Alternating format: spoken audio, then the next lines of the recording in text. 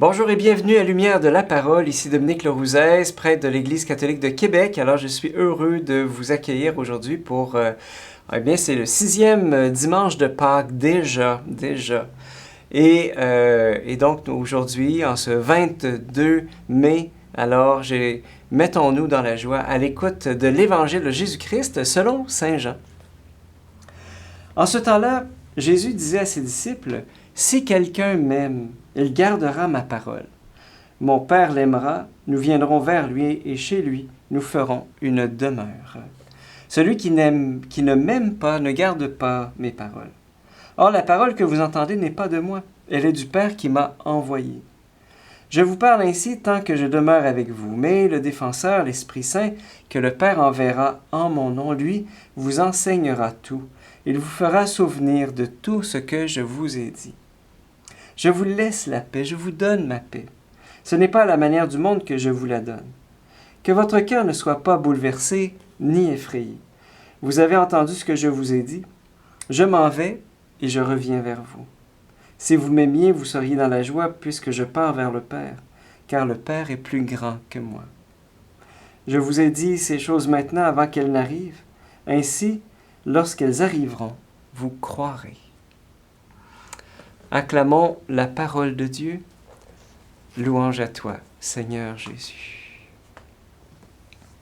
Si quelqu'un m'aime, il gardera ma parole, mon Père l'aimera, et nous viendrons vers lui, et chez lui nous ferons une demeure. C'est quelque chose, hein, comment le Seigneur Jésus tient comme quelque chose d'important que l'on écoute sa parole. C'est fondamental dans la vie d'un chrétien. Et donc, j'ai une question à vous poser. Est-ce que vous lisez la Bible? Est-ce que tu lis la Bible? Est-ce que la parole de Dieu a une place importante dans ta vie? Alors, vous savez, ce sont souvent les jeunes, moi, qui m'interpellent par leur amour de la parole de Dieu et comment ils la fréquentent.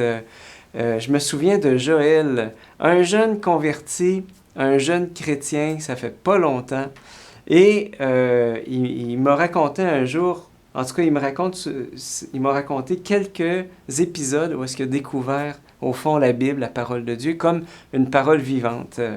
Alors, d'ailleurs, il a fait vraiment une découverte fracassante de la Bible et de la parole de Dieu, je vous raconte ça.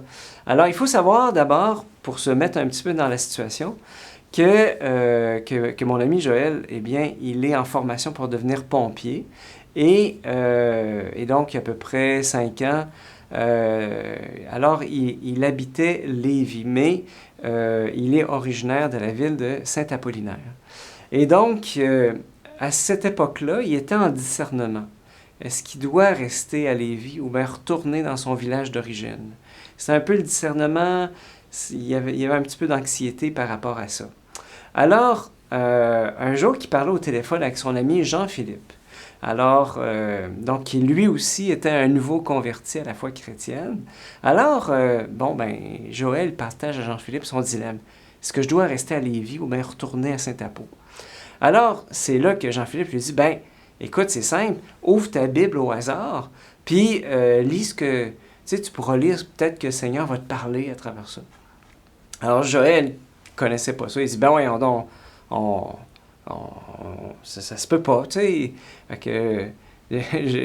Alors, Jean-Philippe, il dit, oui, vas-y, gars, on va prier l'Esprit Saint pour que Dieu te parle. Alors, Joël, il prend sa Bible, il la rouvre au hasard, puis, à un moment donné, il dit, « Hey, Jean-Philippe, c'est écrit Joël. » Alors là, Jean-Philippe, il dit, ben voyons, ça se peut pas. Il n'y a pas de Joël dans la Bible.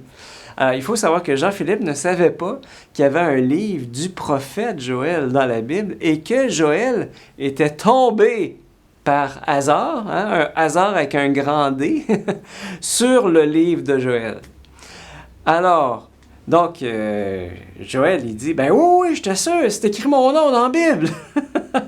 Fait que là, Jean-Philippe dit, OK, continue de lire.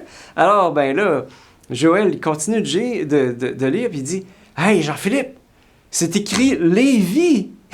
Il dit, hey, je capote, là. On dirait que le Seigneur veut que je reste à Lévis. Alors, Là, Jean-Philippe, il dit, mais voyons donc, ça se peut pas. Il dit, je te dis.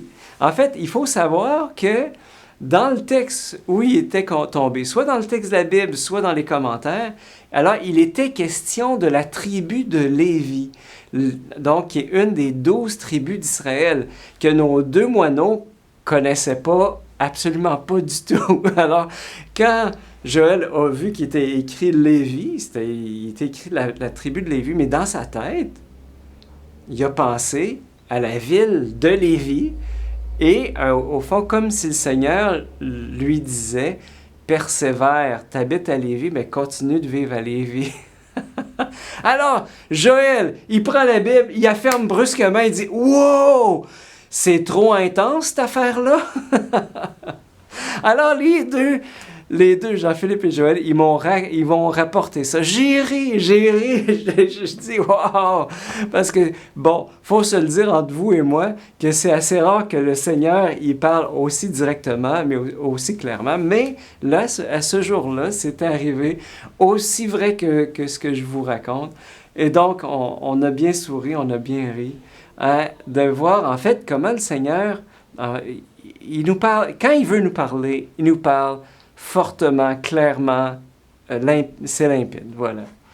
Alors, si quelqu'un, au fond de votre entourage, vous posez la question, c'est quoi la différence entre la Bible puis un autre livre, hein, comme je sais pas moi, l'Odyssée d'Homère, ou bien les Fables de La Fontaine, la Commedia dell'arte, ou bien les poèmes de Baudelaire? Qu'est-ce que vous répondriez à ça? Hein? Alors, pour moi, en tout cas, je dirais que la différence entre la Bible et les autres livres, eh bien, c'est le mystère de la présence du Père, du Fils et de l'Esprit Saint quand on lit les Écritures. Mais avec une lecture aimante de la parole de Dieu. Hein? Et quand je dis bien une lecture aimante, ben, ça rejoint ce que Jésus vient dire. Si quelqu'un m'aime, il gardera ma parole. Qu'est-ce que ça veut dire? Ça veut dire que parfois, en fait, la Bible les textes de la Bible prennent vie pour moi, pour toi, pour nous, quand on entend la parole dans un contexte liturgique, tu sais, à l'Église. Et les promesses qui sont écrites dans ce livre, elles sont pour toi et pour moi. J'ai souvent moi-même trouvé des réponses très personnelles à des questions que je me posais, à des situations que je vivais. Et c'est fou comment la fréquentation de la parole de Dieu, des fois, le Seigneur nous parle au cœur. Puis des fois, j'ai comme cette image, là, comme la parole de Dieu, elle se dépose avec un poids d'autorité dans mon cœur. Wow, tu sais, c'est ça, tu sais, je vous laisse la paix, je vous donne ma paix. C'est pas à la manière du monde que... Tu sais, quand une parole vient chasser l'anxiété, l'incertitude, vient mettre une paix, une assurance, voilà, ça, c'est des choses réelles que l'on peut vivre avec la parole de Dieu. Alors, et je crois qu'il est impossible d'être catholique pratiquant sans avoir une relation quotidienne avec la Bible, avec la parole de Dieu. C'est notre nourriture, c'est notre vie. Et vous savez, une des choses qui m'attriste, c'est de voir beaucoup de catholiques qui vont s'attacher et donner trop d'importance à des révélations privées. Hein? Un tel qui a eu des inspirations du Seigneur, ou bien, je dirais, c'est bon parce que les révélations privées viennent confirmer, en fait, la révélation publique. Mais la révélation publique, c'est la parole de Dieu qui nous est adressée.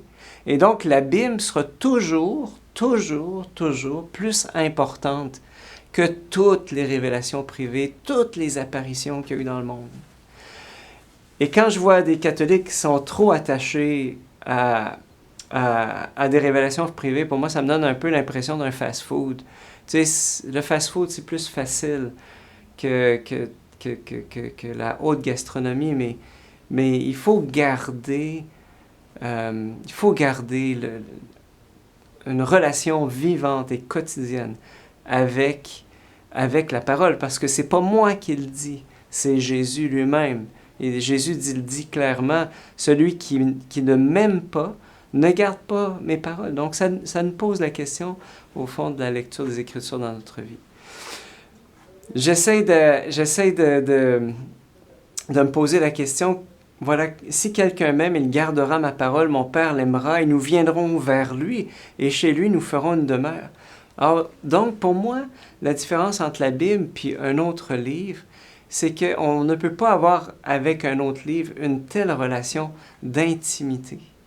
Et donc, et les paroles, et c'est précisément parce que les paroles qui sont inscrites dans la Bible, eh bien, s'accomplissent pour moi. C'est là que l'on voit à quel point la Bible, elle est importante. Donc, quelle est ta relation avec la Bible? Alors, je crois que plus on aura une intimité grandissante avec la parole de Dieu, et plus on goûtera à cette promesse que Jésus dit dans l'Évangile d'aujourd'hui, c'est « Je vous laisse la paix, je vous donne ma paix, ce n'est pas à la manière du monde que je vous la donne. » Et ce qui est particulier, c'est que Jésus dit ça juste avant sa passion.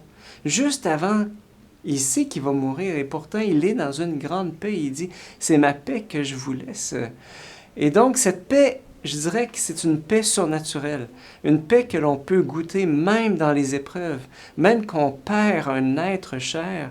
Si on garde une relation avec Jésus, on peut rester dans cette paix.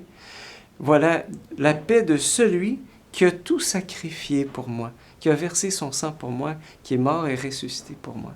Et aujourd'hui, peut-être même plus qu'avant, là, il y a beaucoup de gens qui vivent de l'anxiété.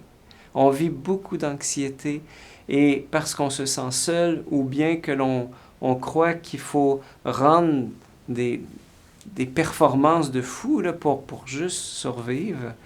Alors, je crois qu'une lecture quotidienne et une relation quotidienne avec Jésus dans sa parole peut nous donner cette paix. Donc, en ce 6e dimanche de Pâques, j'ai le goût de nous donner quelques pistes pour approfondir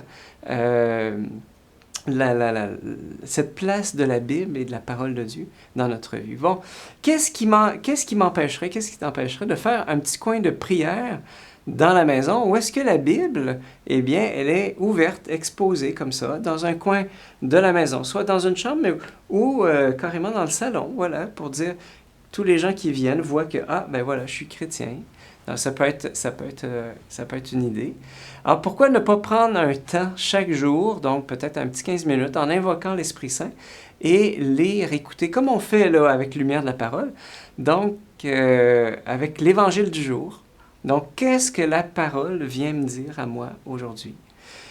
Et enfin, je ne peux pas passer sous silence cette merveilleuse initiative du diocèse de Québec que sont les maisonnées. Donc ça, c'est pour les plus audacieux. Alors, une maisonnée, c'est quoi? C'est 8 personnes, un petit groupe.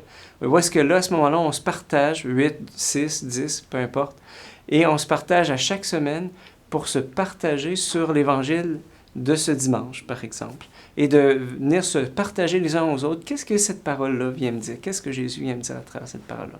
Alors, prenons le temps aujourd'hui de nous poser la question, où est-ce que j'en suis dans ma vie spirituelle et quelle est la place de la parole de Dieu dans ma vie spirituelle? Bon dimanche, on se retrouve la semaine prochaine.